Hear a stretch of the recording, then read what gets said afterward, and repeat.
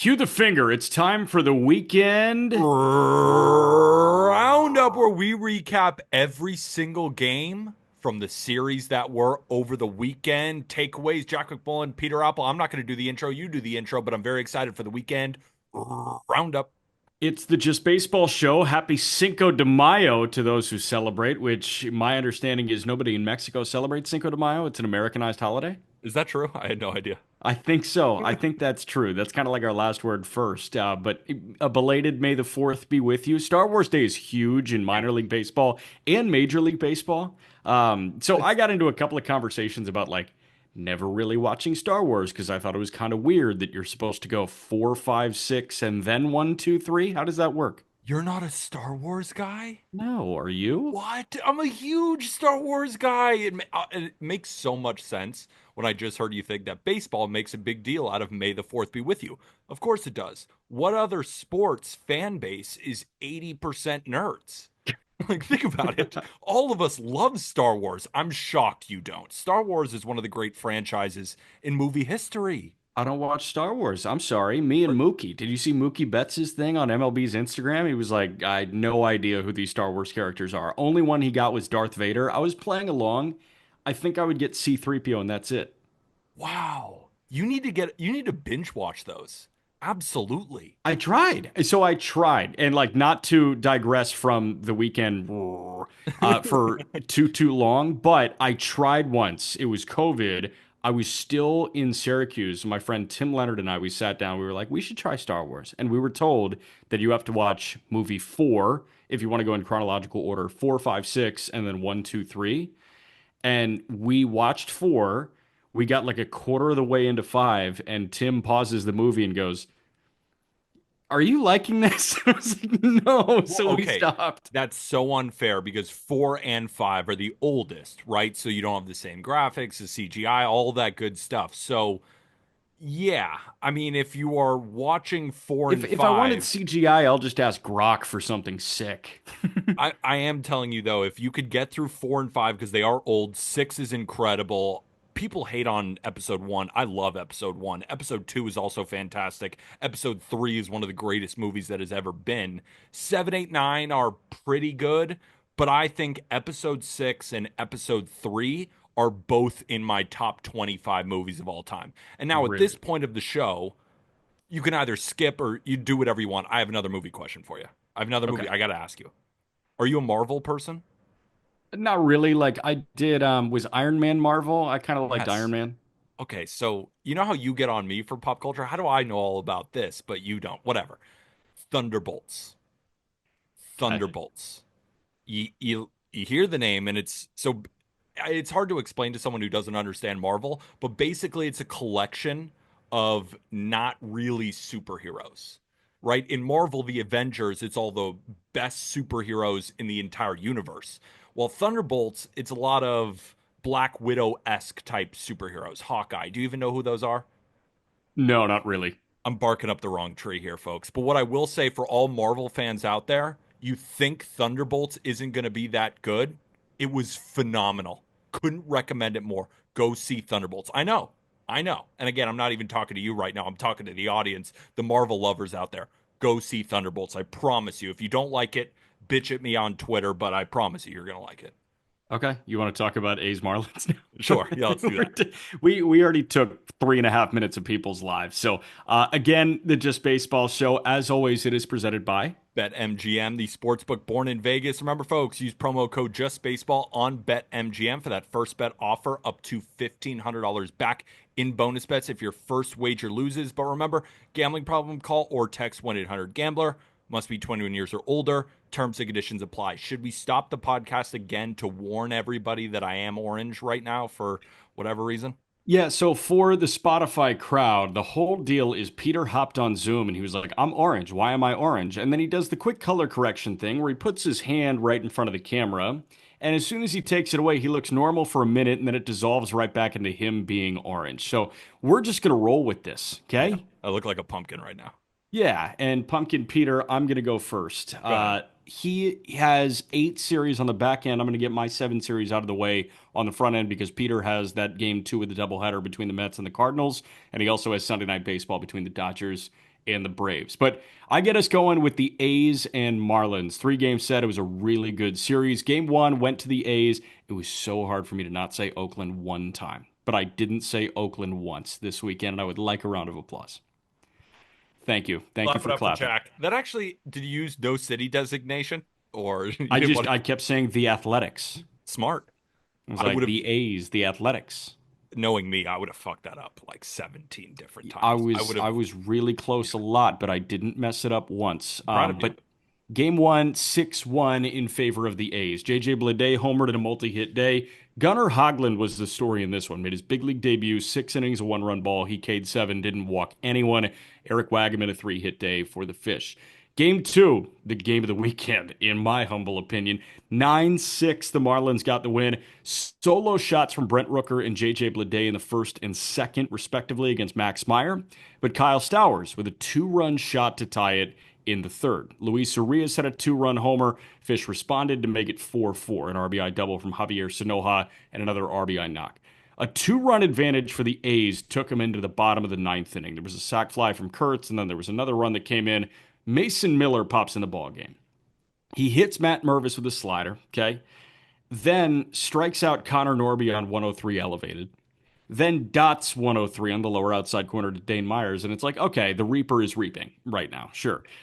So 2 quick punch outs. But after that, Javier Sonoja shot a double to right center. A walk to Ronnie Simon and a wild pitch plated a run.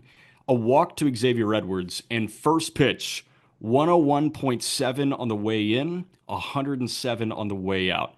The second multi-homer day for Kyle Stowers over the span of 3 games, and it was a walk-off grand slam for a 9-6 win on the day that they debut those retro wave uniforms, that City Connect uniform.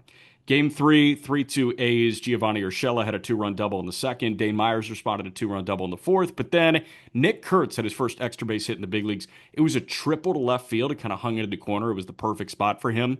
And then Tyler Soderstrom, who was getting the day off, pinch hit in the top of the ninth. He had a single up the gut to give Oakland a 3-2 win. And that was the first time I mistakenly said Oakland. It was the last time I'll say it this year. I'm sorry. This was, I thought, a good series. Unfortunately, it was a Marlins series loss, but this A's lineup is really talented, man. And Kyle Stowers, I think we're seeing a possible all-star being born right now. Stowers looks great, right? But the question that I really wanted to ask you too, because you got to see him firsthand, and the no city designation athletics, they ranked 25th in starting pitcher ERA. Right, Luis Severino's gotten off to a good start. Jeffrey Springs not so much. Osvaldo Bido can keep you in the game, but I'm sure A's fans would like a better option there. And Sears is a solid pitcher, but they could use a 5. And I thought Gunnar Hoglund looked really good. It's not crazy stuff, right? It's like a 94 mile an hour fastball, 93 mile an hour sinker. He's got a pretty good slider.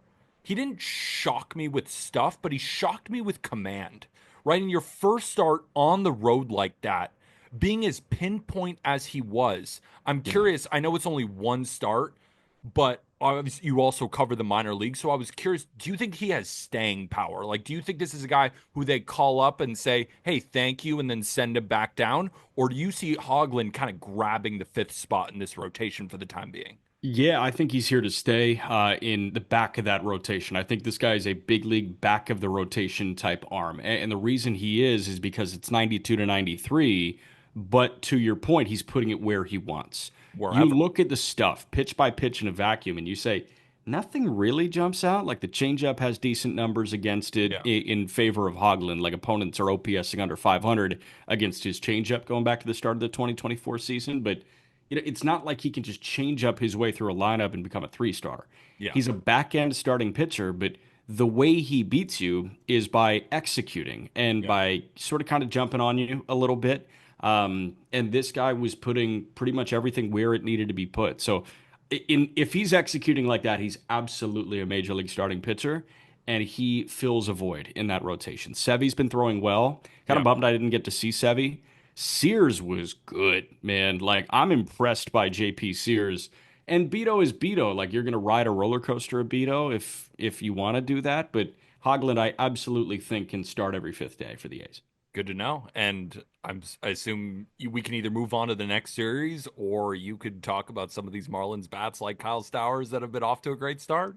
Stowers has been amazing. I think a guy that not a lot of people are acknowledging just yet. If you're not watching any Marlins baseball, number one, you should watch it. Number two, Javier Sanoja is kind of fun.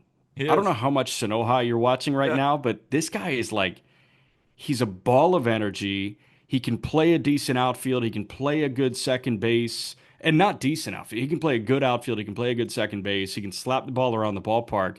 He has competitive at bats all the time. That guy's quickly becoming a fan favorite because he's just fun to watch play baseball. It's so funny. I remember we were watching him. I think it was in spring training. I think that's where caught my first glimpse of him. It might have been just during the regular season, but I have a distinct memory of watching him and immediately being like, he's going to be the fan favorite of diehard Marlins fans. Like every team has that one guy, to your point, the ball of energy that can play everywhere, who's getting the big hit when you need it. And you talk about him, and other fan bases are like, who?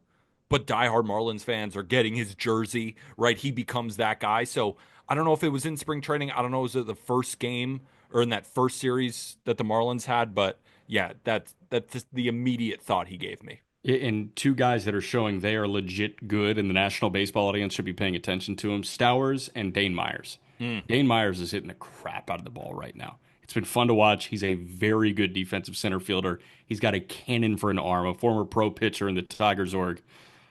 This is just an objectively fun team to watch right now. Hashtag make it Miami. Make it Miami. Fish fam. All right, let's go to Astros and White Sox here. This one, game one, went to the White Sox 7-3. It was a three-run bottom of the eighth inning to put the game away. Yainer Diaz and Luis Robert homered in the ball game. Edgar Caro two-hit, a two RBI day. Jonathan Cannon was the story for the White Sox. 6 innings, a two-run ball, and 5 punch-outs. He had a quality start. Game two, Houston responds 8-3. Where were you for the Jake Myers game?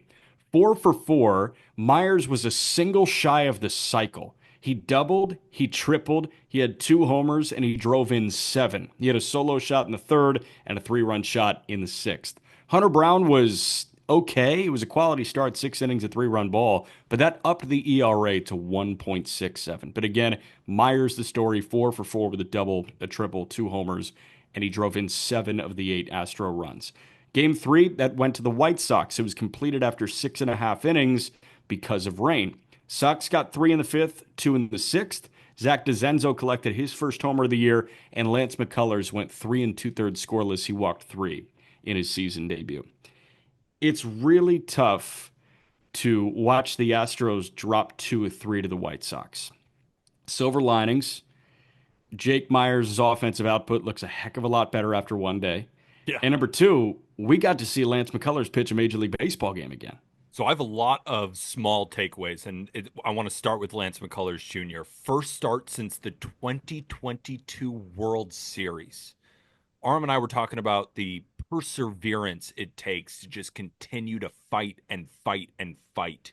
And he even, was quoted before that start saying, felt like my debut again. And yeah, he was a little bit shaky, but you see how good this stuff can be. It was just a little bit inconsistent in that first start, right? You see the bending, breaking ball that we've been used to with Lance McCullers Jr. But I thought his best pitch all day was that changeup. His changeup was unhittable to left-handed bats. So that was good to see him make his return. Another small takeaway. Yordan Alvarez has a 646 OPS Yeah.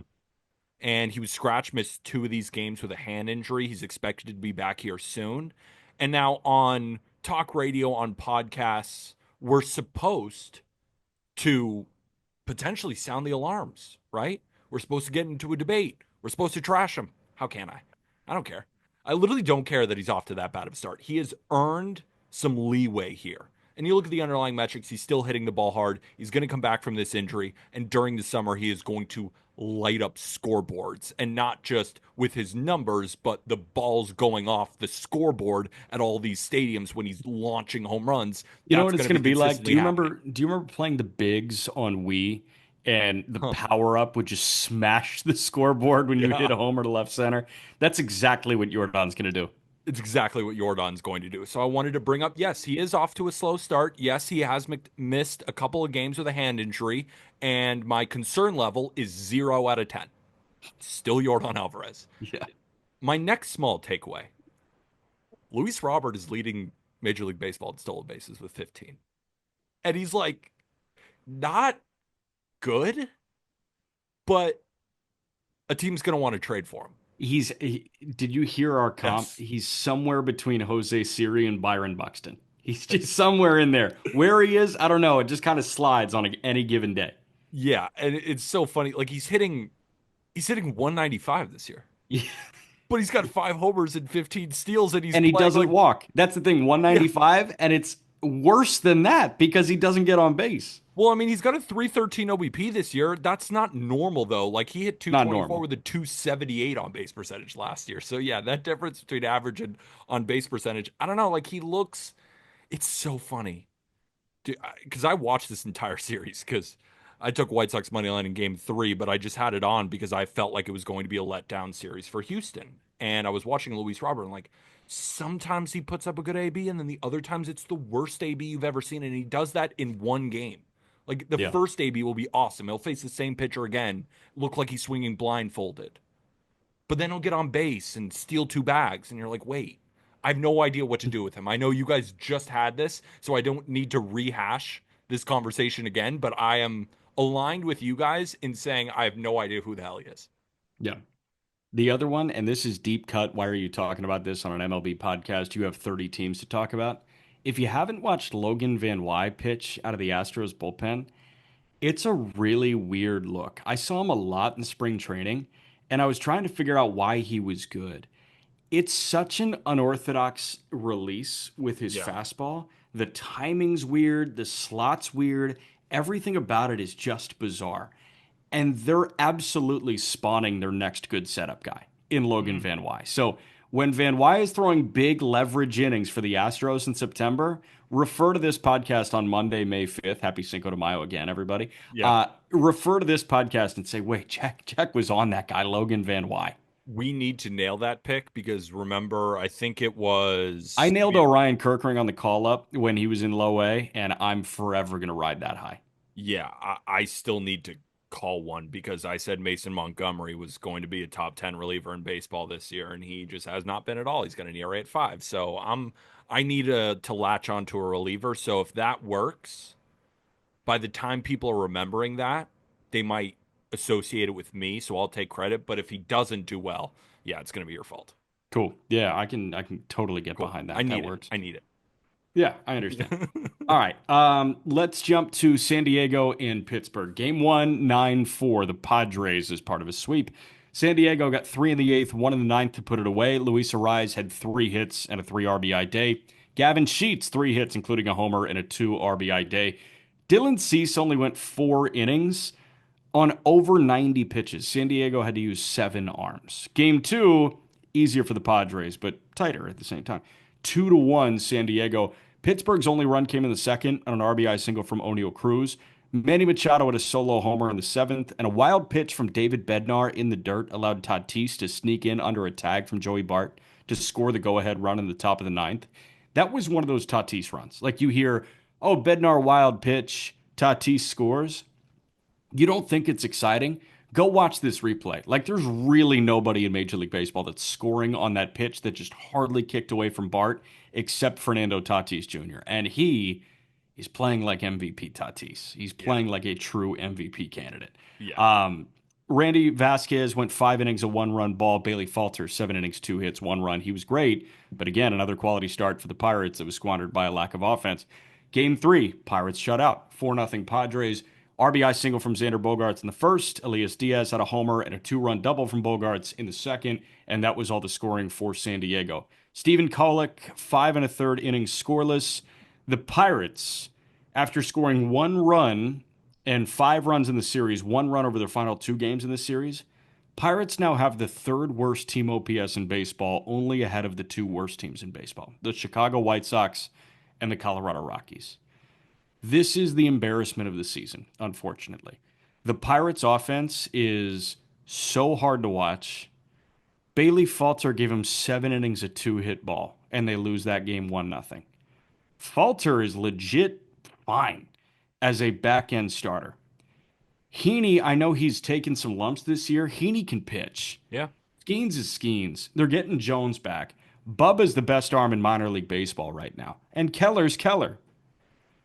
I, you run out of Yeah. words, and we've had this conversation 20 times already since the start of spring training, but you run out of words when you watch a weekend like this. Yeah, I'm just kind of sick of getting on them. Like, Pirates fans get it. They know that their owner is not spending money, to surround a guy like Paul Skeens. And it's unfortunate. And the only reason to turn on a Pirates game when Skeens isn't pitching is to watch O'Neal Cruz. Yeah, I don't even want to. I don't even want to put it entirely on like spending or lack thereof, whatever it may be. Like But at it the is end of on the that. day, that the players aren't performing either. Like Well, because they haven't signed anybody good.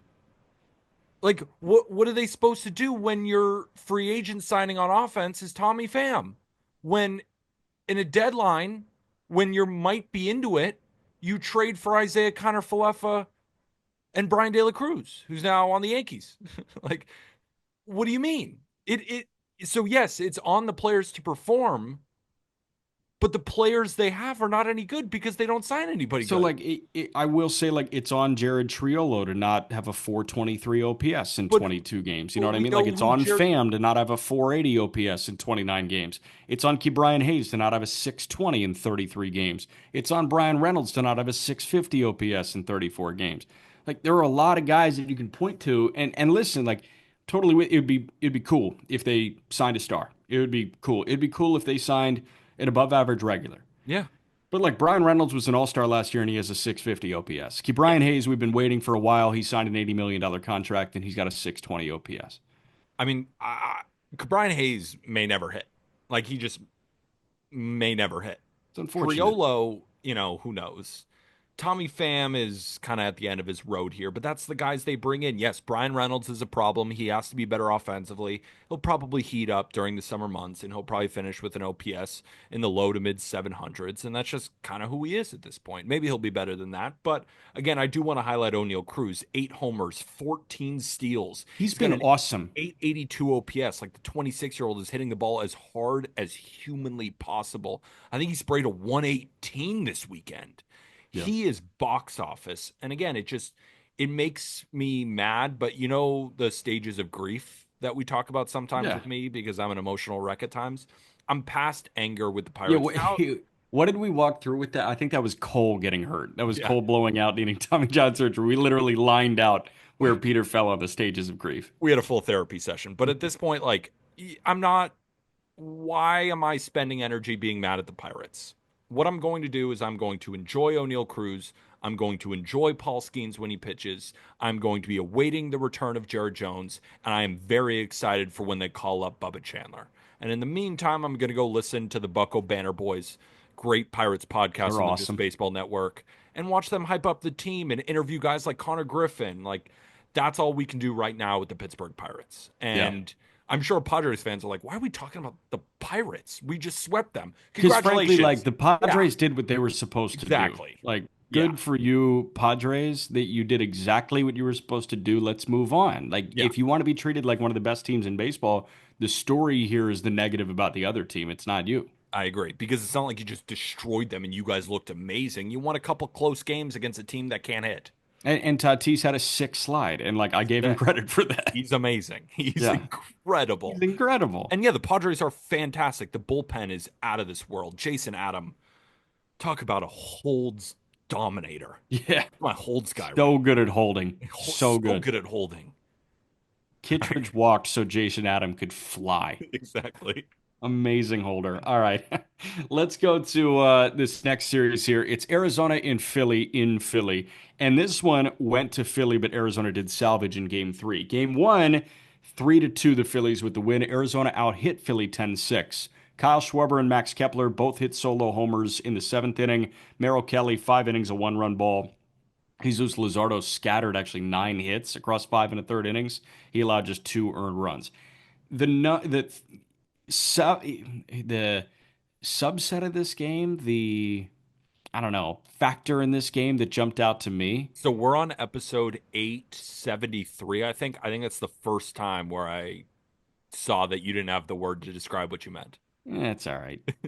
I mean, it took almost 900 episodes. We've been doing this Yeah. podcast for 4 years. I think that's your first ever mistake. We're That's why I'm bringing it it's up. It's number one, huge. not true. Number two, we're 30 games into the big league season. Just got done with a day game. We're talking on the weekend roundup. Said a lot of words today. Give me A a lot of freaking words. break, I'm giving pal. you a Okay. break. I'm giving you a break. I'm just saying it's a shocker. It's a shocker. I think the most intriguing subplot of this game, there There we we go. go. That was the one I was looking for.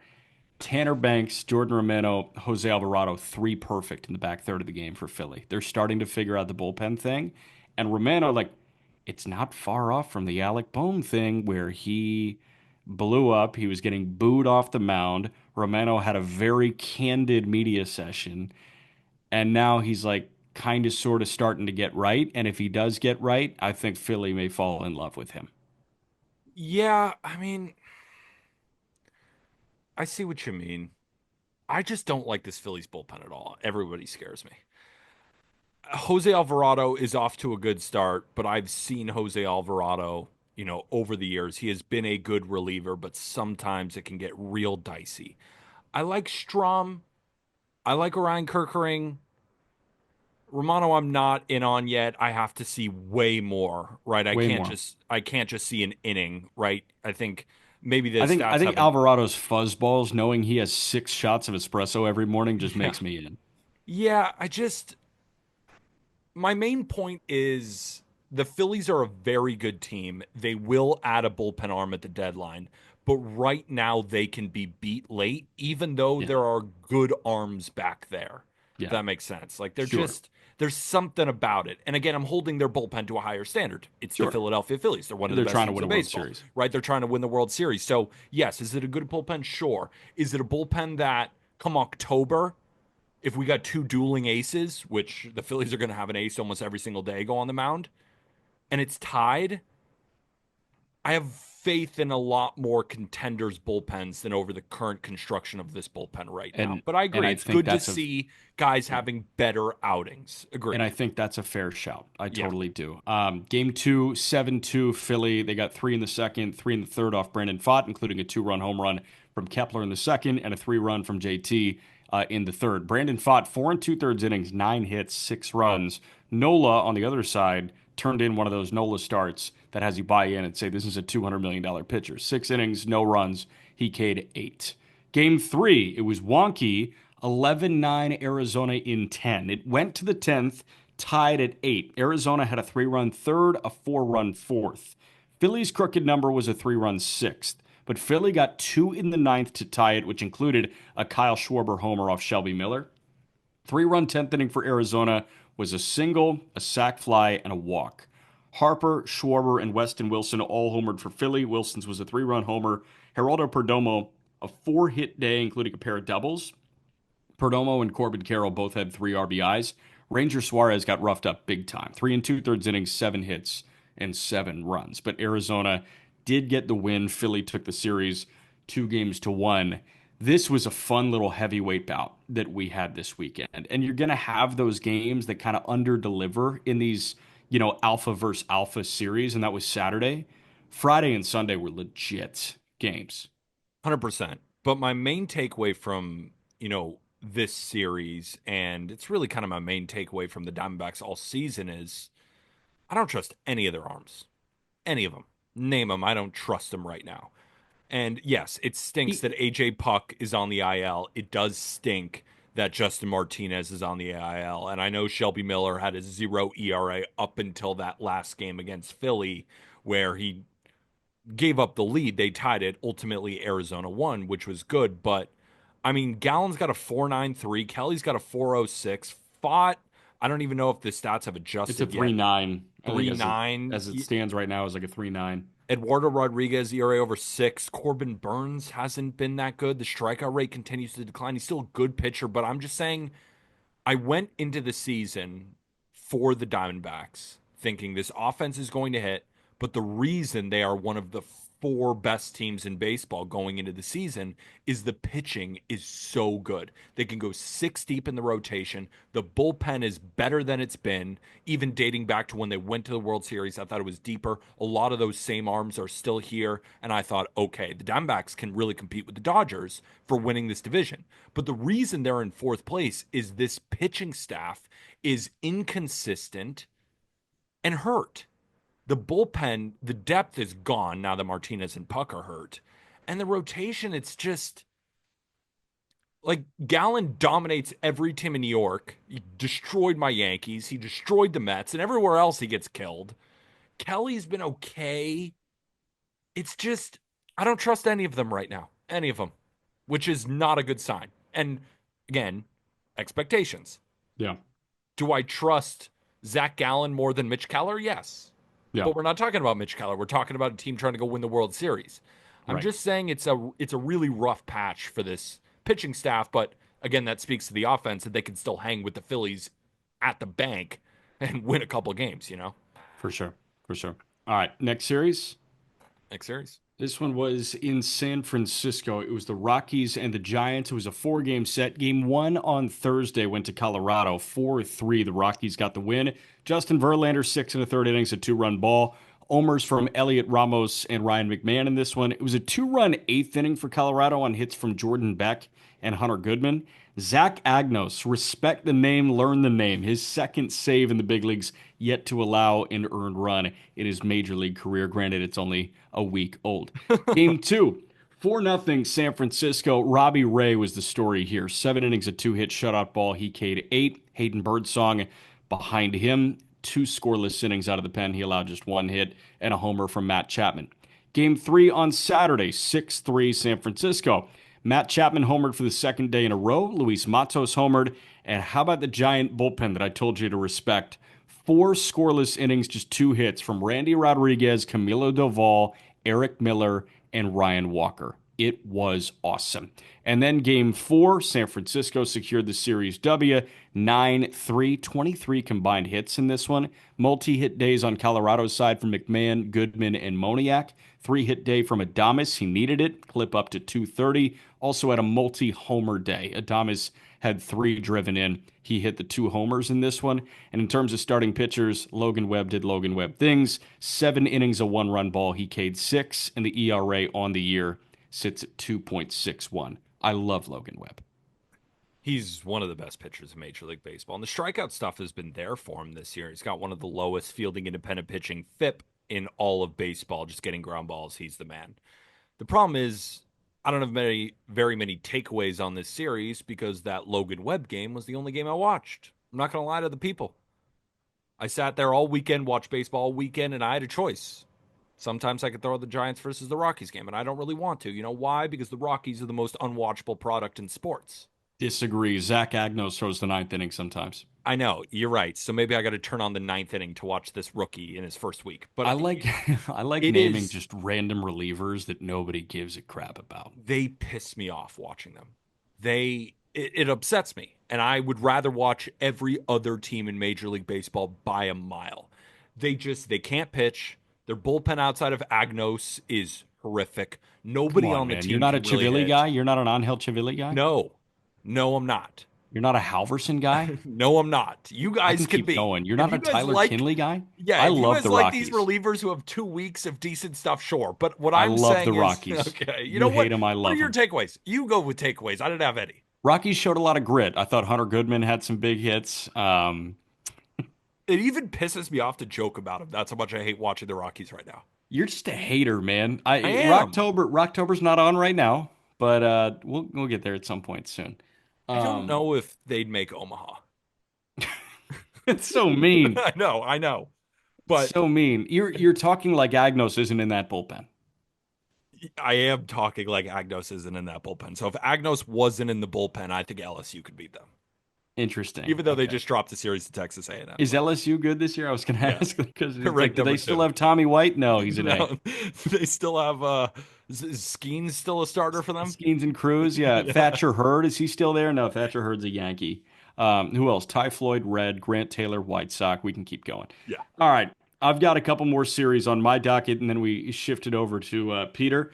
But how about this one? This was Tigers Angels. I enjoyed this a lot more than I was thinking I Me would. too. But Yeah, it's a good series. the Tigers flexed their muscles big time. They got a series win here, 3-1 in a 4-game set. Game one went to the Tigers 10-4. Detroit got 5 in the eighth and 3 in the ninth. Logan O'Hoppe, Jorge Soler homered for the Angels, but Detroit got homers from Javi Baez, Gleyber Torres, and Dylan Dingler had a 3-run shot in the eighth inning. Spencer Torkels hit a 2-run shot in the ninth. Javi also robbed a homer in this one for Casey Mize. Glaber and Dingler had 3 hit days apiece, but Javier Baez, the center fielder, is an unbelievable development for the Detroit Tigers. Game two went to Detroit. This was a whale of a contest. 9-1 Tigers. They had an 8-run ninth inning. It included 2 homers in the inning for Riley Green. It was part of a 4-homer ninth inning. Colt Keith and Javier Baez also homered. They got Kenley Jansen for 6 earned, and Kenley got just 2 outs. Tarek Skubal went 6 innings, a 1-run ball. He K'd 8. Only run against him, a solo home run from Zach Neto. And then Skubal punched him out, and they exchanged words after that. That was really fun to watch Skubal and Neto kind of go after each other all night. Jose Soriano, 6 scoreless innings I for the Angels. So I did say one thing too, because I was stupidly on Angels money line that day. Like the value against Scuba, which was one of the dumbest things that I've ever done. And Yeah, but it wasn't Skubal. Like it was just them getting to Kenley Jansen in a tie game in the ninth Exactly. inning. Like, they kept the game close because the reason I bet is 'cause I thought Soriano would shove, and he did throw six He innings shutout. shoved. But it's Yeah. not about that. The reason I'm bringing it up was because after Scooble struck out Neto, and they had that exchange of words, I was like, Neto, what are you doing? Game's Oh, over. he flipped that into kill mode, Just man. made Scooble pissed, and then he started throwing 100, and I'm like, oh my god! I mean, it looks Dude, like he pieced up Soler. I think it was a 3-pitch strikeout to end his final inning of work. It was just 3 changeups. Like you're gearing up for 100 because everybody else is seeing 100 right now, and then he just drops 3 changeups in an identical spot, low and away, and it was the nastiest sequence I think I've seen this year. so you're not going to be able to appreciate this reference, but for all the people who love Star Wars, will. It felt like to me where Emperor Palpatine put over the hood and became Darth Sidious. That's how it felt. Where his skin gets all crawly and then the force starts electrocuting out of his hands. Again, I knew you wouldn't get the reference, so you're looking at me with your mouth open, and I understand why. Don't let a fly go in there. But what I will say is for all the Star Wars people out there, they understand that reference. Turns into another guy, and he just. I have another stat for you. It comes from Tigers PR. We posted it on Instagram because it's absurd. He's posted one of the 5 most dominant 5 start stretches in MLB history. 30 innings, 0.90 ERA, 38 strikeouts, 1 walk. Only 2 other pitchers have ever met those marks over a 5 start span. Zach Gallen in 23 and Kluber in 2018. Wow. Yep. That's really good company. Kluber, Cy Young Award winner, Gallon. Listen, if you were in on Gallon with me in 2023, you know what that wave was like. So good. He was It's so so good. Uh, Back half of this series, game three went to the Angels 5-2. It was a 4-run sixth inning from Anaheim, 2-run singles from Luis Rengifo and Kyron Paris. Torque homered.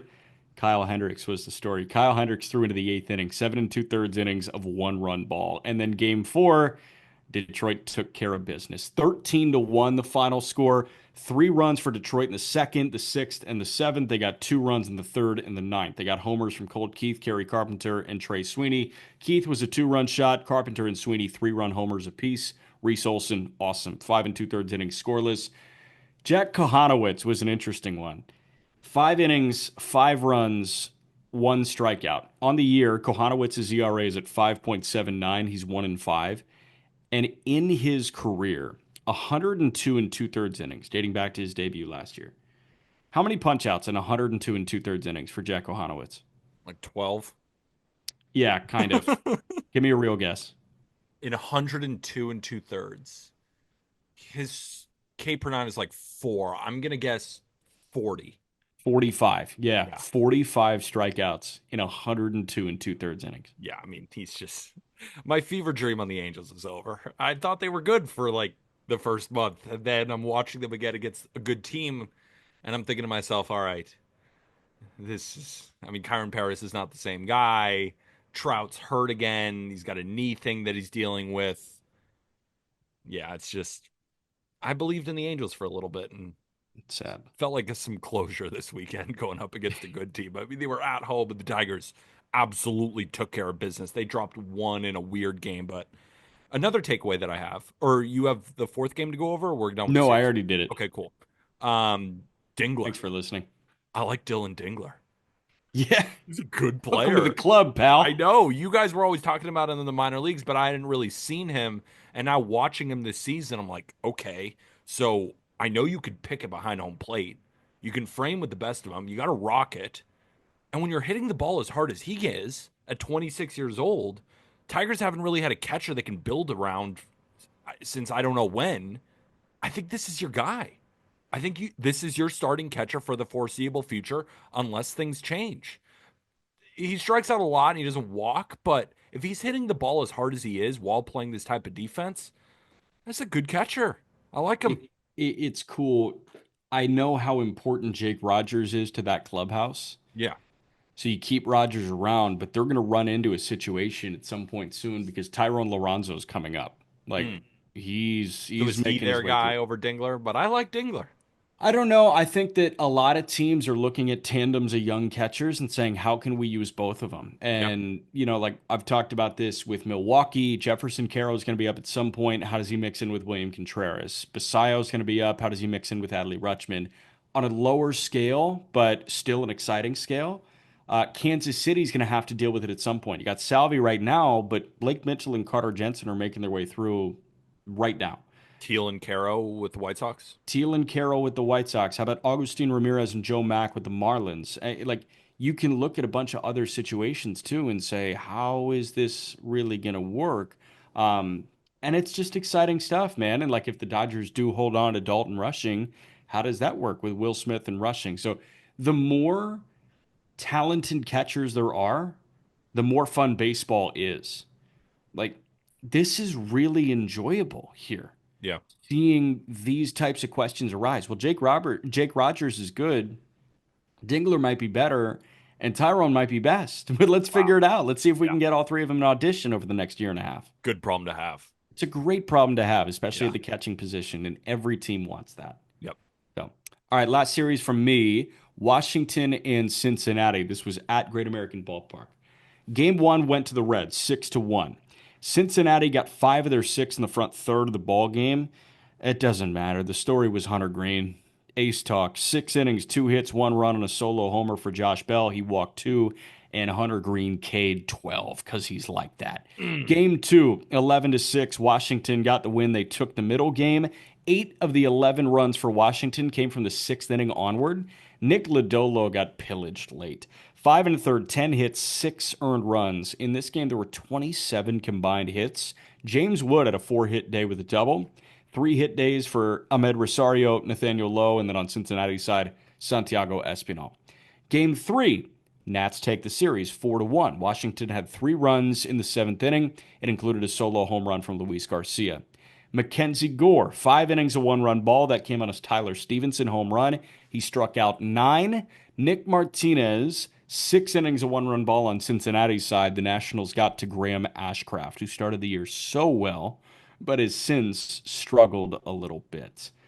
Uh, I don't know how real the Nats are, but I will say this weekend was fun because you got to see Green be Green and see Gore be Gore. The offense for the Nats is really exciting. I mean, especially against righties, they have been one of the best offenses in baseball against right-handed pitching, which again is more of a Hunter Green stat from this series that he was able to dominate them like that. But Abrams at the top, and then you have Wood, and you have Ruiz, and you have Cruz, and one of the most underrated players in baseball, Jose Tena, has been really good too. Jacob Young is an exciting center fielder with tons of speed, can make things happen on the base pass. Then you got veterans like Nate Lowe and Josh Bell. They roll into some series, and I feel like people kind of take it easy, and then they jump on you. I mean, This is a Nats team that I think is going to be playing spoiler all year. Like the way I envision the Nats is when the wild card hunt is really getting good, when we're in September, right? Even the end of August, getting into October. And one of these really good teams is playing the Nationals, and then the Nationals take two of three.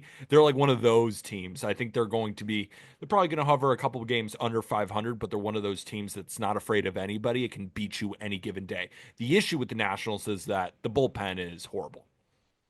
It's not good. And the starting rotation Hey, outside of Mackenzie Gore, like Jake Irvin has good stretches. Mitchell Parker has good stretches. But he's if I'm gotten a beat up a little bit after starting awesome. yeah, the Nationals, if I'm a Nationals fan, I'm so excited about this team because you see the core on offense being built, and you know that you're a couple pitchers away in this rotation from really having a guy every fifth day that you can really count on. And then the bullpen is going to be a work in progress, right? You can pull up some other arms. You already traded Robert Garcia to get Nate Lowe, so going into it, you kind of knew the bullpen was going to be terrible. But that's something that you can workshop and you can make shift and you can find guys to fill in. But as long as I know I have a core on offense and I have an ace at the top in Gore, if I'm a Nats fan, I'm very excited. So we talked about it on the mailbag. I think what they can do is position themselves to make a very formidable run at guys like Michael King and Dylan Cease and Yes, Zach Gallen and Framber Valdez. I think the Nats are a really good landing spot I for a agree. lot of those guys. Love that. Love those ideas. Yeah, I mean, if they could get, I'd rather them get a King, right? I want someone, I don't know if I want like a 32-year-old veteran signing a 7-year deal, right? Even though the last time they did that with Scherzer, it went amazing for I them. think they can. I think they can do two. I think that they can get Framber Valdez on like a 4-year deal, Really? You and think it's only going to be 4 years? Framber's 32 at this I point. know, but with starting pitching in this market, it's always more than we think it's going to be. I don't know. They could do a high value 3, 4 year deal thing with several guys, I Yeah, think. I would love Like that. I Shota just, is going to be, I think, 32. yeah, like I would love, yeah, getting maybe Shota and Michael King, maybe give Michael King Although the bag and then get Shota's a Shota. cub. Like Yeah, Shota's, honestly, let's play that yeah. game. We'll do the offs. We'll play playing GM for the Nationals another day. But yeah, it's exciting. It is exciting. All right, we're going to get to Peter's series here in a moment. Before that, quick break. We'll start with Royals Orioles. The first two games were okay, and then the third game was unbelievable. We'll start in game one where the Orioles win 3-0. Scoring didn't start until the seventh, where Ryan O'Hearn launched his sixth home run of the season, a 2-run shot, and then Emmanuel Rivera added an RBI single in the same inning, and that was that. How about this? Clap it up for an Orioles starting pitcher. How about it? Dean Kramer, 7 innings, 3 hits, 0 earned, 1 walk, 2 strikeouts, lowering his ERA to 5.73. Walker was awesome until the seventh, 6 1/3, 3 earned, 3 strikeouts. Move to game two. Royals this time shut out the Orioles, and this was a solo home run parade. Kevin Biggio hit his first of the year in the fifth. Kyle Isbell hit his second of the year in the eighth, and Vinny P hit his fifth in the of the year in that same inning. And Michael Garcia's RBI single to start it off was the only run not scored on a home run in this one. And Chris Bubic just continues to shove. 5 innings, 4 hits, no earned 3 Ks. His ERA is down to 1.98. Could have gone longer, but a rain delay kept him at just 72 pitches. And shout out Sagano. 6 innings, 4 hits, 2 earned, 4 strikeouts. His ERA is at 3.00. You're right, Orioles fans. He is by far your best pitcher. Sagano is That's by so mean. Hold far. on. No, That's no, such I'm a saying something backhanded good. thing. He's by far the best pitcher you have by a trillion. You're right. He's been amazing. He's been amazing. He's the best pitcher you guys have times a trillion. That's so mean. What do you mean? Why does that mean? He's been great. Because of the This is my context. apology. If This you is my don't have the apology. context, Peter thinks he's hitting 300 against Shigano. And I still am. All right, let's move over to game three, where everybody was hitting in this one. There was something in the air. I don't know, because everything hit in the air was a home run. Here's a list of players who hit a home run in this game. Who home runned? Who home runned? Number one, Michael Garcia. He homered twice. Jackson Holiday homered twice. Jonathan India, also his first of the year. Yeah. We got to start hitting more home runs, Jonathan. And, but this Yeah. is a good start. Cedric Mullins, Ryan O'Hearn, Bobby Witt Jr., Vinny Pasquantino, Luke Maile, and Michael Massey. Michael All of Massey's those. first, right? Was it his first of the season? Thought it was his first. It might have been his second, but it was either his first or the second. Give me a stat check on that, but I'll give you a stat. Royals franchise record was 7 home runs in this game, and they only had 18 the entire year, the lowest amount in baseball. Royals win the series, moving to 19 and 16. Orioles fall to 13 and 20, and Sagano is by far the best pitcher on the team. So India hit his first homer in his 32nd game. Mike Massey hit his first homer in his 32nd game. So these Royals that aren't slugging decided to slug all at the same time on Sunday. What's Yeah, that movie? Everything Everywhere All at Once? I saw that one. Didn't that's a see good movie. Star Wars. Yeah, you got to see Star Wars. I mean, I don't really have a lot of takeaways from the series. Oh, The takeaway is, did Baltimore lose a postseason? I'll do this right now. The age-old cliche, you can't win a division in April, but you can lose a division in April. And the Orioles lost a division in April. And the question is, did they lose a wild card spot in April? Well, May 3rd and 4th aren't helping their cause. It's a really hard watch, and I feel really bad for a team that had high expectations, understandably so. They've been dealt a crap hand when it comes to pitching injuries, but at the end of the day, they just haven't been producing, man. but here's the thing. Everybody is focusing on the pitching, right? And yes, Eflin is hurt. Grayson Rodriguez is hurt. Kyle Bradish is hurt. They have gotten a bad blow to the rotation. We know this. But the offense is 23rd in OPS, people. That's Yeah. why I think you're saying you can lose a division in April. Yeah. Because it's one thing if the offense was prolific and they were dealing with some injuries to the rotation, they're clearly going to add. There's a light at the end of the tunnel. But here's the thing when you watch Orioles baseball, there's not that many good hitters in the lineup. Like Santander is gone, right? You're almost waiting for the Ryan O'Hearn home run. What offense is waiting for the Ryan O'Hearn home run? With all due respect to Ryan O'Hearn, he's a good hitter. But if your offense is waiting for the Ryan O'Hearn home run, you're not that good of an offense. Like Gunnar is not off to a great start, but he's obviously great. Cedric Mullins has gotten off to an amazing start. Jackson Holliday is a good hitter. They have a good lineup, not a great lineup, and you have to have a great lineup to be able to overcome these pitching inefficiencies. Our, And they our don't ex even have a yes. great lineup. Our expectation was that they had a great lineup, and right now it doesn't look like they have a great lineup. Now they could have a great lineup in 2 weeks, and we could be looking at them get really hot. And the first month I know can be the most misleading month that we have on the calendar. Don't take a lot from spring training, and don't take a lot from September. Those are the rules, but you can take a little bit from April. I mean, Ramon Laureano hits fifth sometimes. Yeah, it's tough, but also like lineup construction is just so weird and wonky now.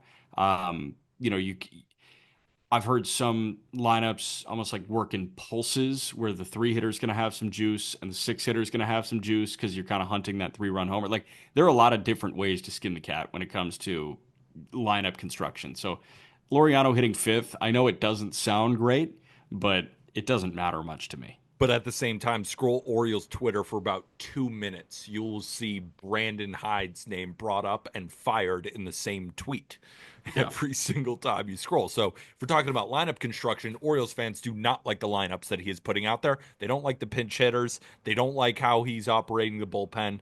It's just, I don't mean to keep punching down, but with the way You're Orioles punching fans were, down. You're being mean. You're well, I kind mean, of Orioles bullying. fans were talking so much shit to me before the season started because of my takes about them. Yeah, I'm getting my licks back right now, and I'm getting them back right now in case they get hot, and then I can't get them back in the future. You should try being the bigger person next time. You thought about doing No, that? I'm always the smaller person. Cool. You punch back, bazooka. Good. I'm bringing unfair weapons to a knife party. Sure. Yep. All right, so yeah, I got carried away with the Orioles talk. Let's move over to Twins versus the Red Sox. Decent series, some close games. Game one, Red Sox win 6-1. Alex Bregman stays red hot with his 8th home run of the year to open up the scoring, but Ryan Jeffers stole it right back with his 2nd home run of the year in the 3rd inning. And it was scoreless from there until the 7th, where the Red Sox really opened it up. Rafael Devers drove home 2 with a single, and then Romy Gonzalez, David Hamilton, and Jaron Duran added RBI hits to widen the lead, and it was over. Shout out Brian Bayo. Looked great. 6 and 2/3, 4 hits, 1 earned, 5 strikeouts. His ERA is at 2.55 over 3 starts. And Joe Ryan, the Twins just wasted an excellent Joe Ryan start. 6 innings, 4 hits, 1 earned, 8 punchies. His ERA is at 2.93.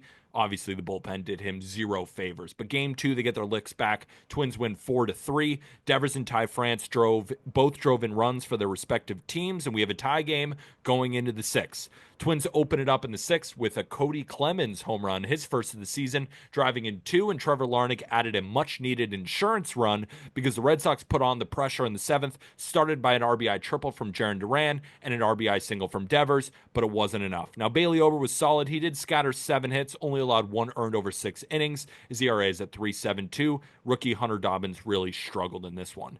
Game 3, Twins win 5-4. Buxton opens the scoring with his 7th home run of the year on the first pitch he saw from Garrett Crochet. Red Sox take the lead back quickly on RBIs from Carlos Narvaez and Roby Gonzalez. And now Crochet, he was solid through 5, but then the bullpen came in and just blew it. Jeffers tied it up with a 2-run single, and then Harrison Bader and Trevor Larnach added RBIs in the 8th. Now Wilyer Abreu also homered in the 8th, his 7th, but it wasn't enough. Twins win the series, move to 15-20. Red Sox fall to 18-18. So here's my issue with the Red Sox right now. Their schedule is really easy.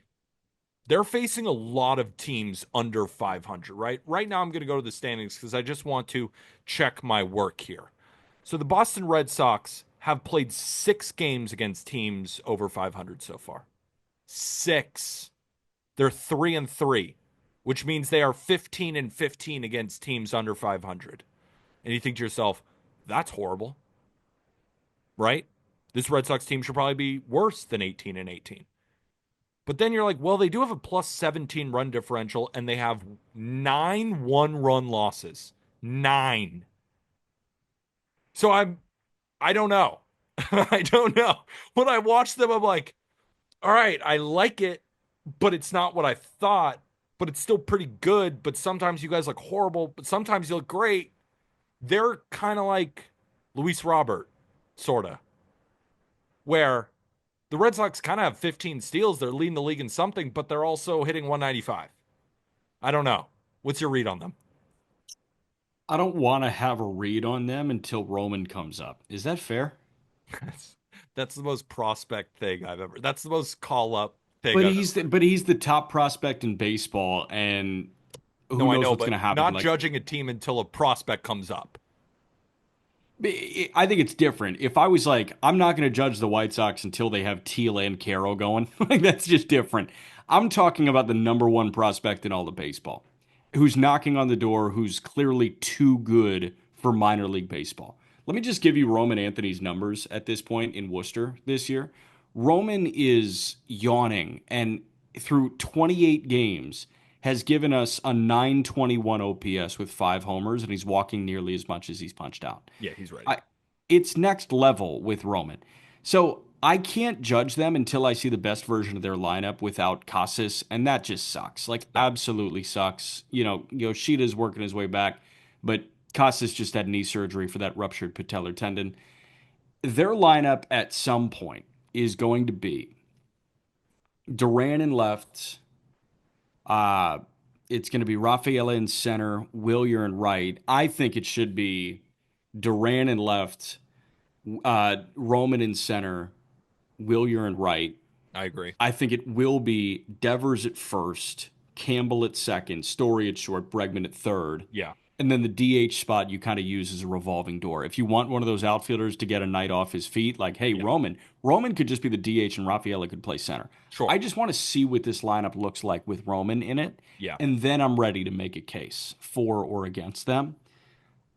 My one takeaway from this weekend, thank goodness Garrett Crochet's nose is still attached to his face. That was frightening. Crazy, crazy. He got great. I thought it hit him straight in the face, and then he stayed in the game. There was a couple of weird ones. Volpe had one where his shoulder popped, and I was like, "Oh no, is he out for the season?" And then he was fine, stayed in the game. Garrett Crochet got hit in the face with a 100-mile-an-hour liner, stayed in the game. I was like, "These guys are so tough."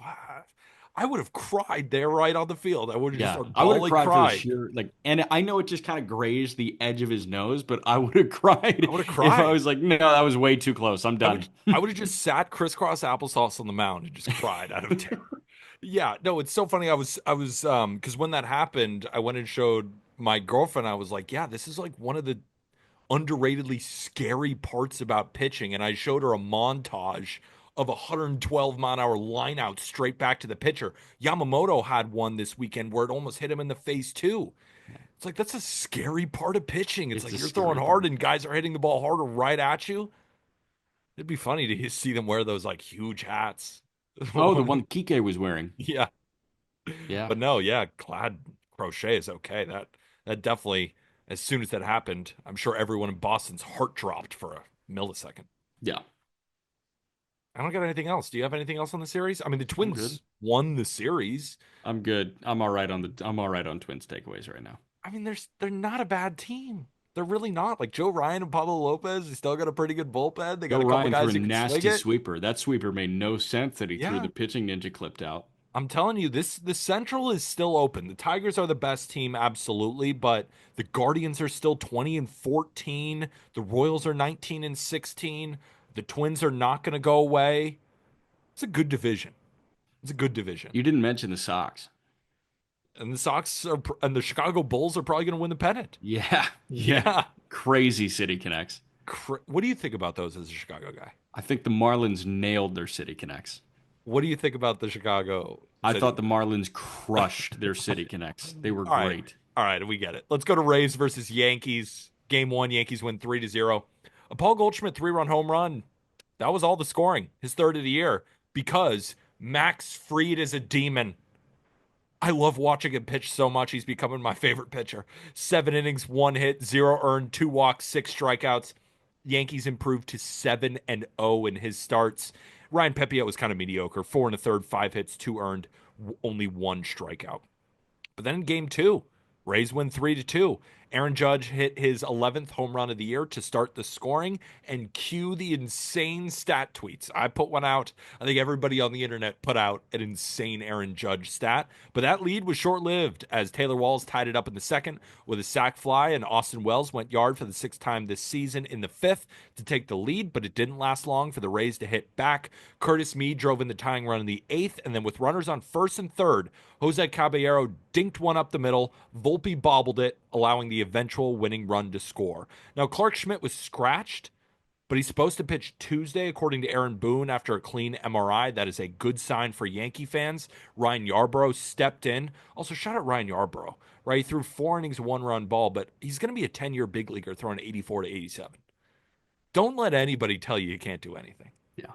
That's a story for the little guy. Shout out Ryan Yarbrough. But Zach Littell was awesome. 7 innings, 3 hits, 2 earned, 3 strikeouts. In game three, the rubber match, Rays win 7-5. They got out to an early 5-0 lead through 4 innings, highlighted by a Jonathan Aranda home run, his fifth of the year, and his OPS is still near 1,000 at 975. Cody Bellinger opens the scoring for the Yankees with his fourth home run of the year, but Jonathan Aranda grabbed those 2 runs right back in the seventh with an RBI single. Now, Goldie and Vivas drove in runs in the eighth to shorten the lead, but it wasn't enough because Will Warren had one of those weirdo starts where he strikes out 8, but he wasn't any good, actually. He allowed 3 earned in 4 2/3. My Cy Young narratives are dying by the day, but I still believe in you, Will Warren. And Taj Bradley was very solid. 5 1/3, 2 earned, and a win. Rays win the series, move to 16-18. Yankees fall to 19-15. So we have a war bet. We have a war bet going on with Parker Meadows and Cody Bellinger, and they both have the same amount of war, 0. And again, I hate to shit talk one of my own guys, but I feel like I saw the writing on the wall. Like there was a reason he was only traded for Cody Petit, who is You now a kind of you Baltimore Oriole. you kind of love shit talking people, whether you're guys or not. I've noticed you've gotten a little negative on this show. Have I gotten a little too negative? A little negative. Have I said anything wrong though? That's Not, important. Am I not saying anything yet. wrong, You or is it said just feels negative? you said Tana was good right now. Tana's got a 560 OPS. Yeah, but he's an eye test guy. Like he's Okay. always coming up big. He's That coming. works. I don't need the full season stats. I need Tanya when I need Tanya. And Sure, Tanya's been yeah. good when I need Tanya. That's all All I right. care about. Um, no, I mean Cody Bellinger.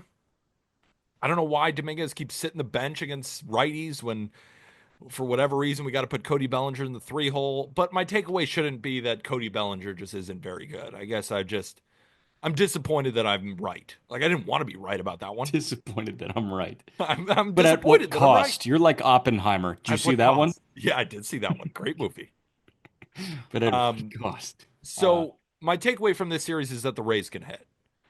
And going into the season, not a lot of people thought the Rays could hit, right? It was all about the pitching, and throughout the season, it's really been about the pitching. But you get them against a good righty. I mean, they can hit with Ronda and Meisner, and they're deep in the lineup too. They can hit. But this is the Rays thing here.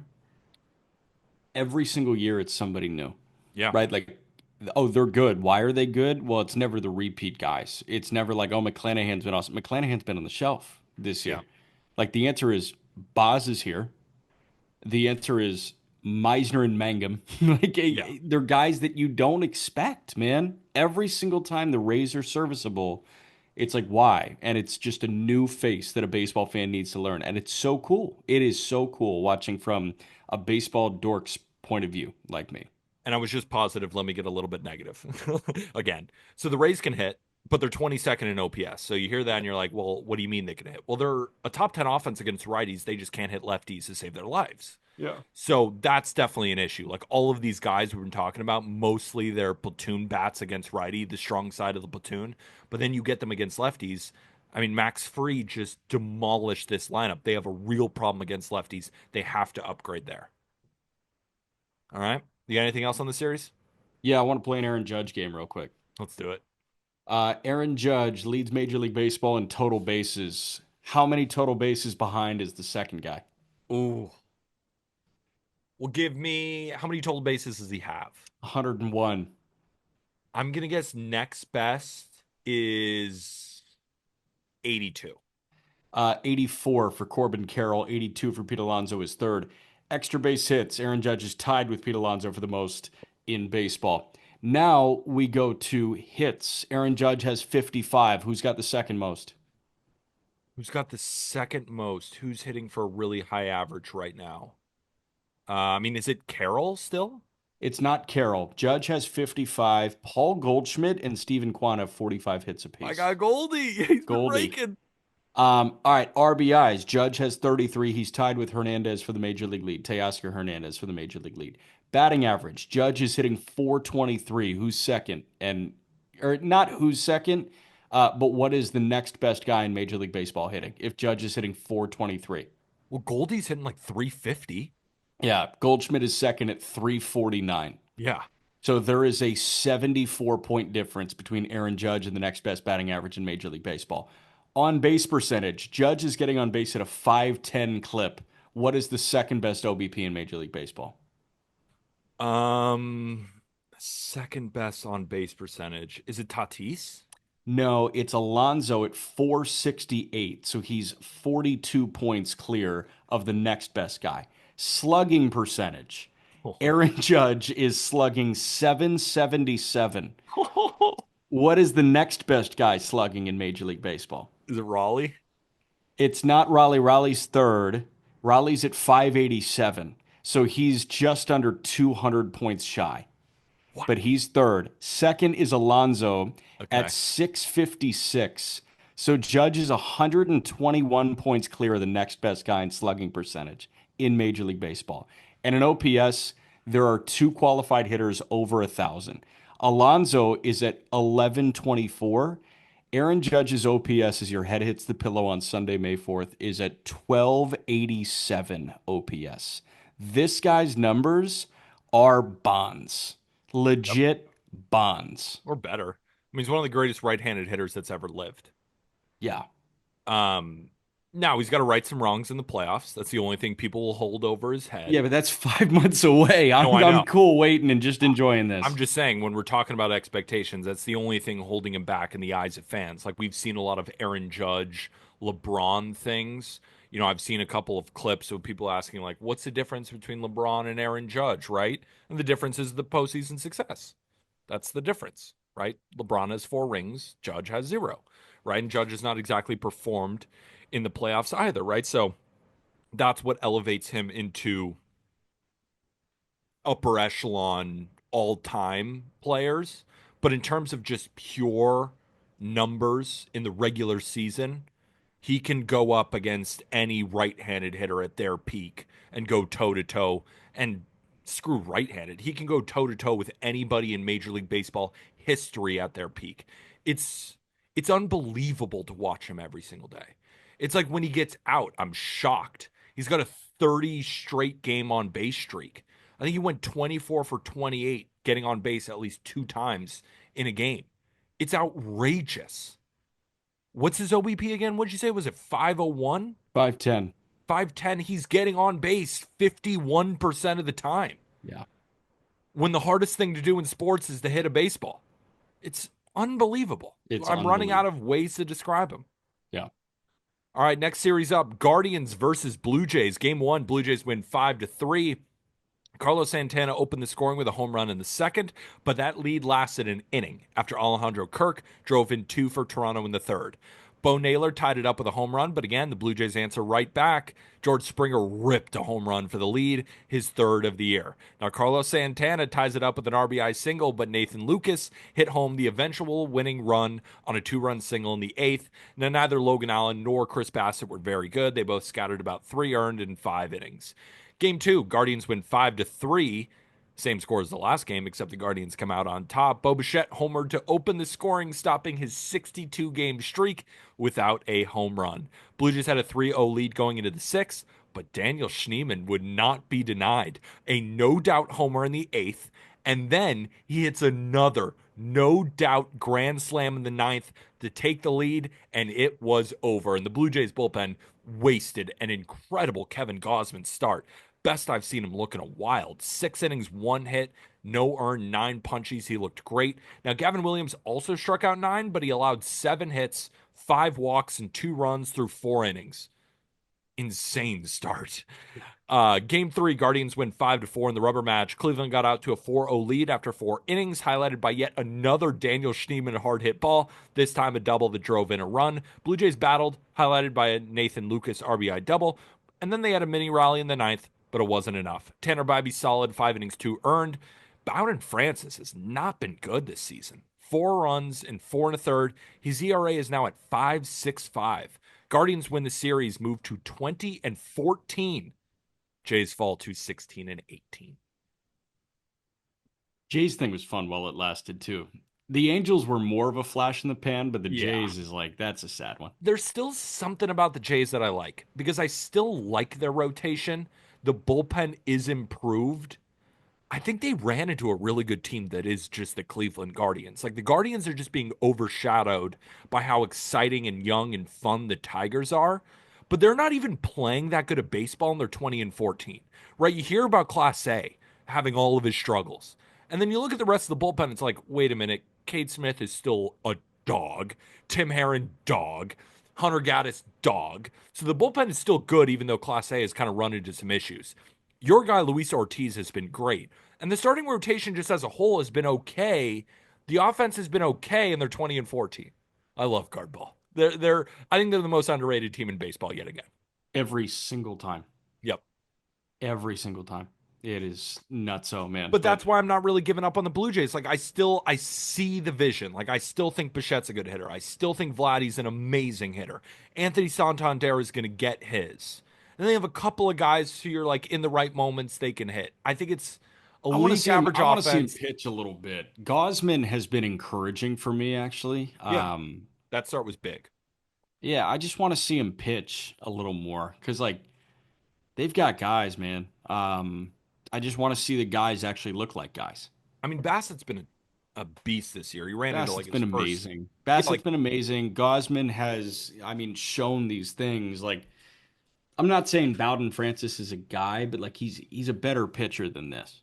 Is he? He's looked so bad. The stuff has taken a little bit of a step back. I I think get he what is, you're man, dude. He saying. was untouchable for a I stretch there. know, I know. No, that's why I said I get what you're saying. It doesn't look like the same guy. It kind of reminds me of Tanner Houck, where I feel like I'm watching a guy wearing Houck's jersey that's not Tanner Houck, and I'm watching a guy wear Bowden Francis's jersey that's not Bowden Francis. Does Yeah, that make sense?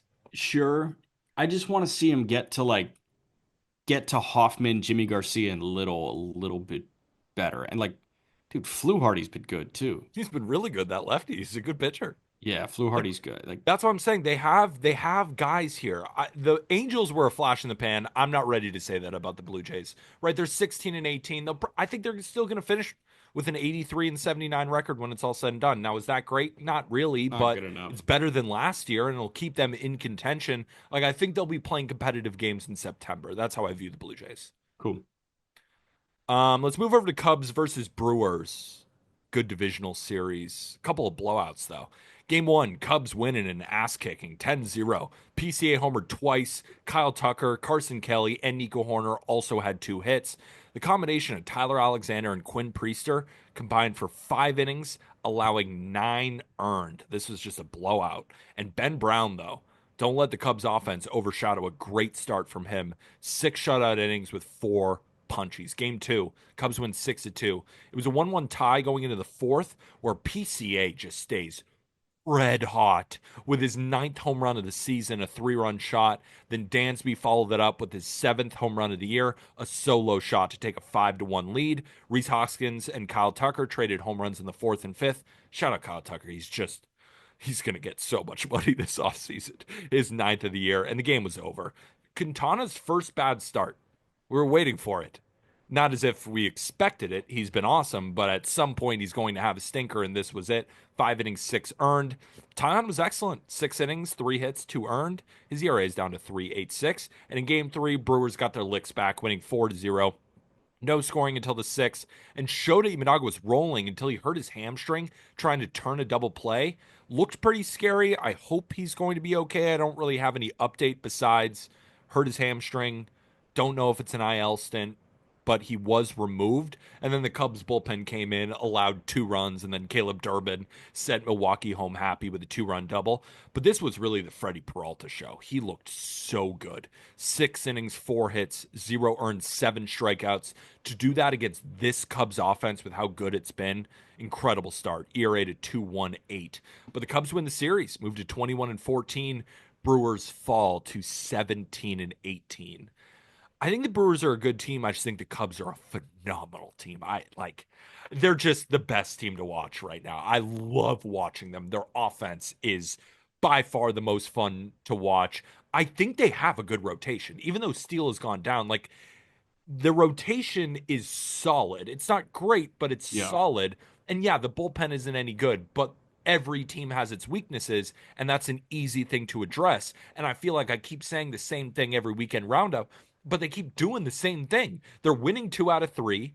Yeah. Their offense has one insane game. It has a very good game, and then sometimes they get crept on by for a guy like Freddie Peralta who throws a shutout. You just tip your cap, but an ace needs to be on their best day to shut you out. That's how good the offense is. Yeah. This offense is borderline. I mean, like it's not better than the Dodgers because Andy Pages has an 860 OPS. Dude, it's right there. It really is. Are It you with sure? PCA being as good as he is, with adding Kyle Tucker, like Dansby Swanson has 7 bombs. Nico Horner is awesome. Seiya Suzuki is awesome. There's no rests. Like the Dodgers lineup, especially with Edmund now hitting the IL, like you get to the bottom of it and there's some breaks. There's no breaks. Carson Kelly is crushing baseballs. There's Kelly's no crushing. breaks. I think the Cubs lineup goes toe to toe with the Dodgers. You know what? I'm gonna go a step further. I think the Cubs offense is better than them right now. No, I do. I think so. Maybe can't not do at the end that. of the season, but I think it's better than them right now. Can't do that to me. Okay, disagree. But at what point do we pivot? The Cubs could win the division to the Cubs could make it out of the National League. The You Cubs probably could don't. No, I disagree. The Cubs can absolutely make it out of the National League. Whoa. Absolutely, they can. The Whoa. way they do it, The Mets and the Dodgers exist, right? inc- the Cubs are one of these teams. Like the Cubs are just as good as them. They are. They really are. Like I know they're probably in.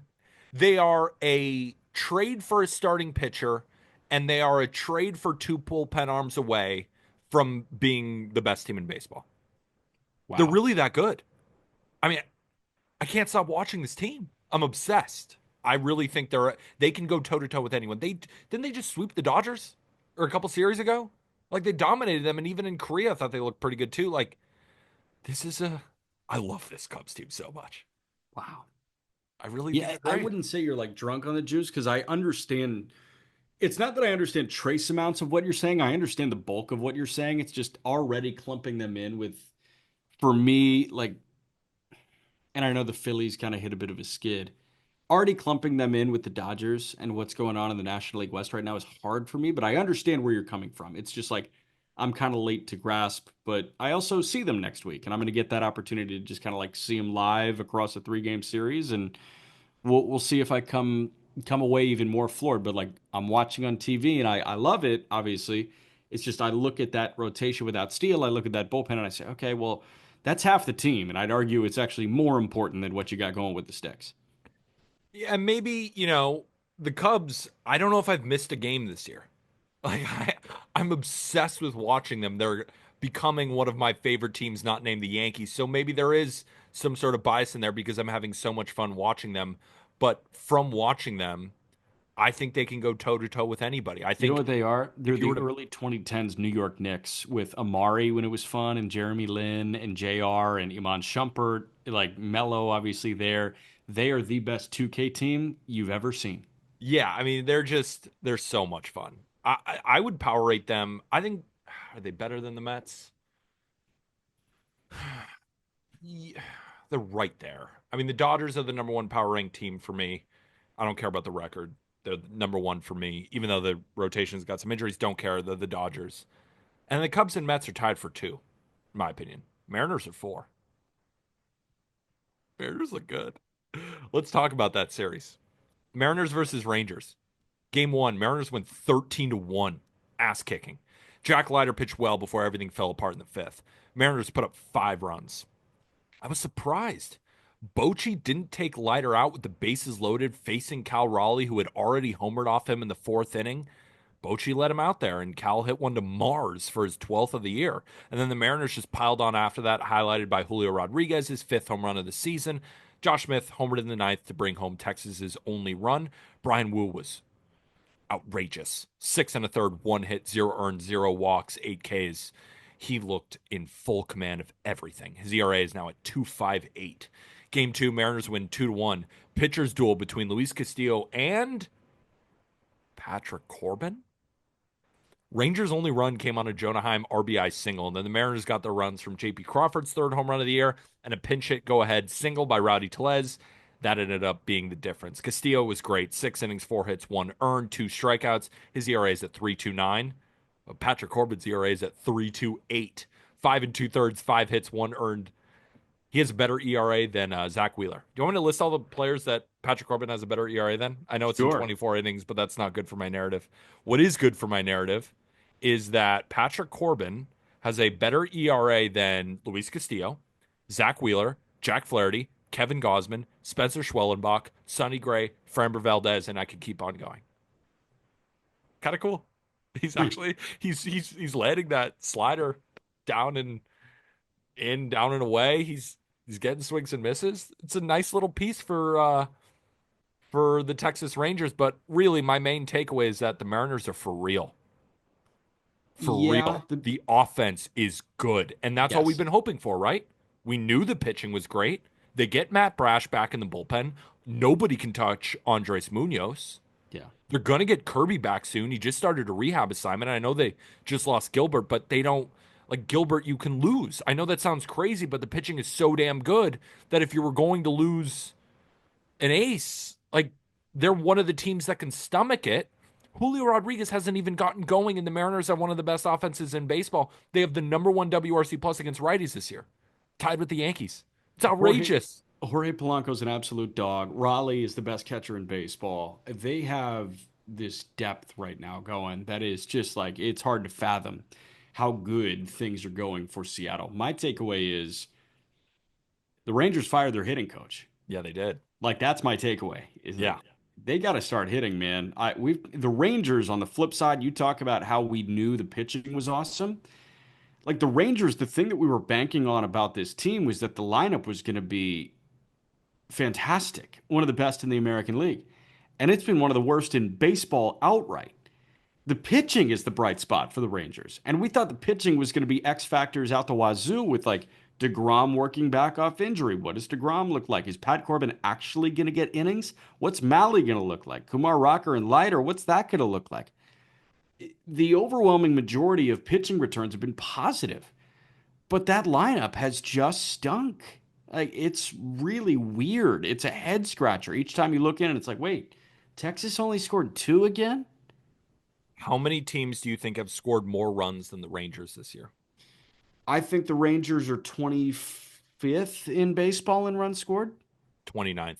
Only the Oh Rockies. my gosh, man.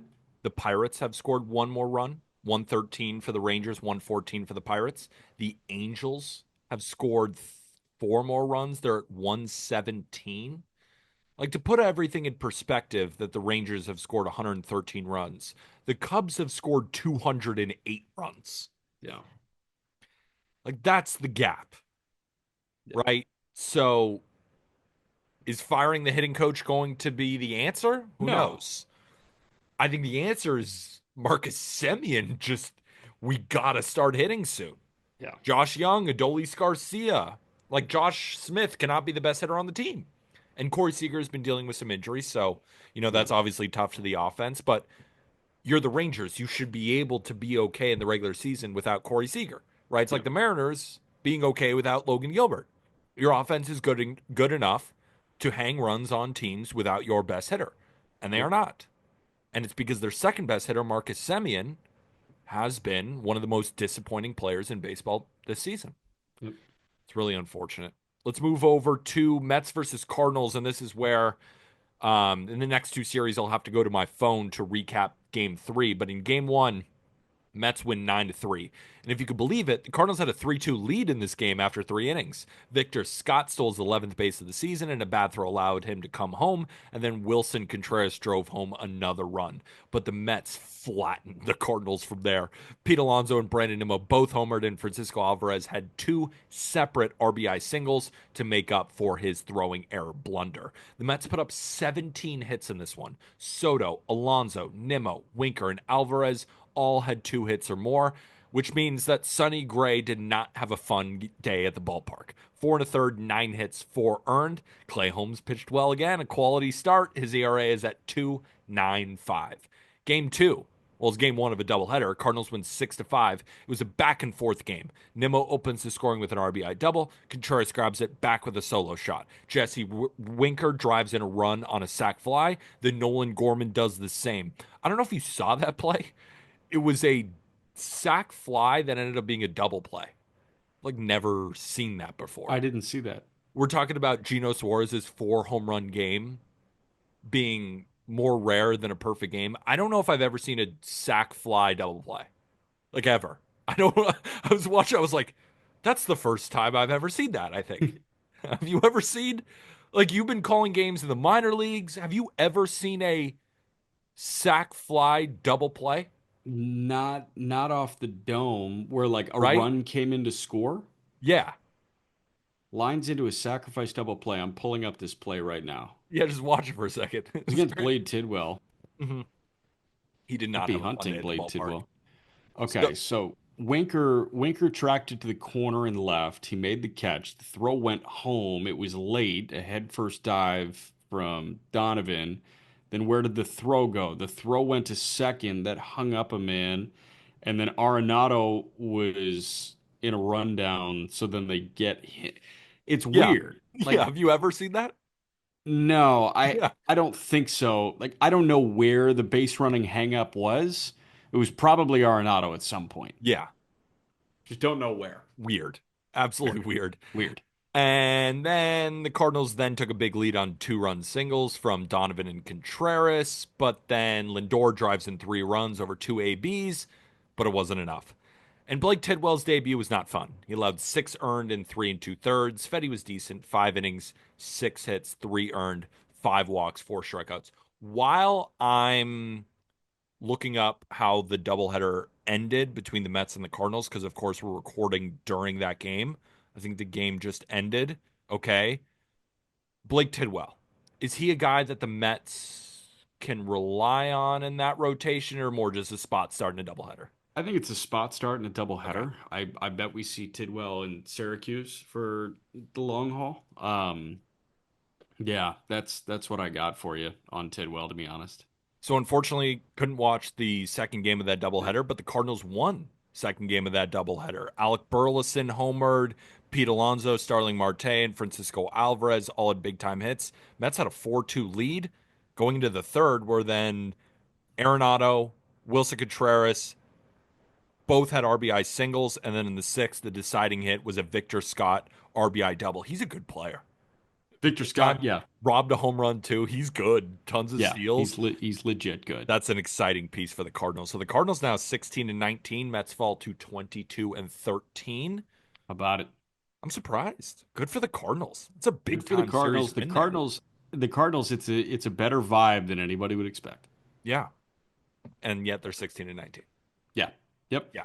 But I understand what you're talking about with the vibe. I thought the vibe was just going to be like doormat the entire time, and no, like it's a little bit better than that. Shout out So Aram. I mean, Aram was the only high guy on the Cardinals, really. I mean, I was kind of sold on his pitch, but again, it was his pitch. yeah, And the there's Cardinals have talent on the been roster. Like absolutely. And they, Arenado's been good. yeah, Nolan's been good. I don't know, man. Like it's just better than I was anticipating. Yeah. So All right, let's go what to we got? Dodgers versus Braves last series, or unless you got something more. No, you That got it. You do the front two, and then I'll look up Sunday Night Baseball right now, and I'll recap that. cool. Game one, Dodgers win 2-1. This was the Yoshinobu Yamamoto show, and it's been the Yamamoto show all year. He had a no hitter through 5 2/3 until Austin Riley broke it up with a double. He ends with 6 innings of one hit ball, lowering his ERA to an absurd 0.90. Now, Mookie's home run was the highlight of the Dodgers offense, and Matt Olson's fifth home run of the year in the seventh plated the lone Braves run. We moved to game two. Dodgers win 10-3, just boat raced them. Dodgers and Braves trade runs early, and then the Dodgers went wild, putting up 6 runs between the third and the fourth inning. It was the big boys getting involved. Otani homered, Teoscar, Mookie, Will Smith, Freddie all had RBI hits, and the Braves put up a few in the fourth, highlighted by Ozzie Albies' fifth home run of the year, but then Freddie homered in the eighth for the exclamation point. Dodgers crush Schwellenbach for 6 earned over 3 2/3. It's whenever I see Schwellenbach have a weird start, I'm like, what's wrong? Are you hurt? He's been so consistent that whenever he struggles, I'm like, that something's wrong. Something's wrong here. And Sasaki was decent, 5 innings, 6 hits, 3 earned, 4 strikeouts.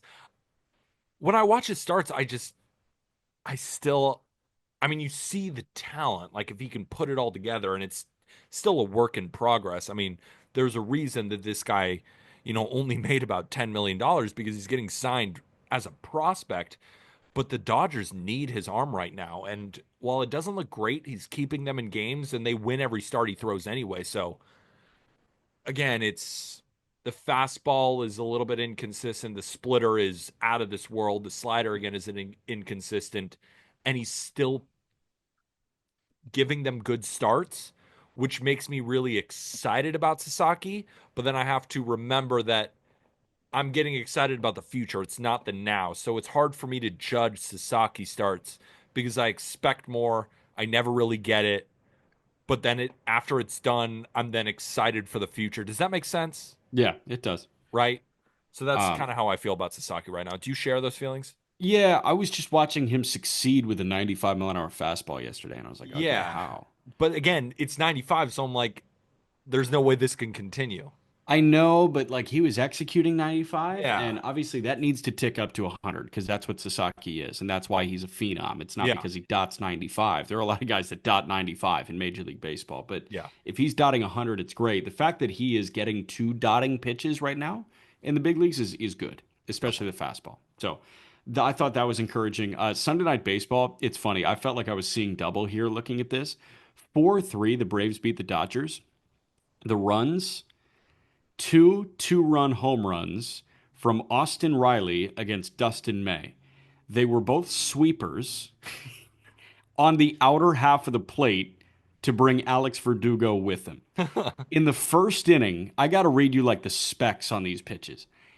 In the bottom of the first inning, 85.1 mile an hour sweeper from Dustin May. It was off the bat at 108.5 miles an hour at 29 degrees. In the third inning, an 85.0 mile an hour sweeper, it was off the bat at 108 miles an hour at 24 degrees.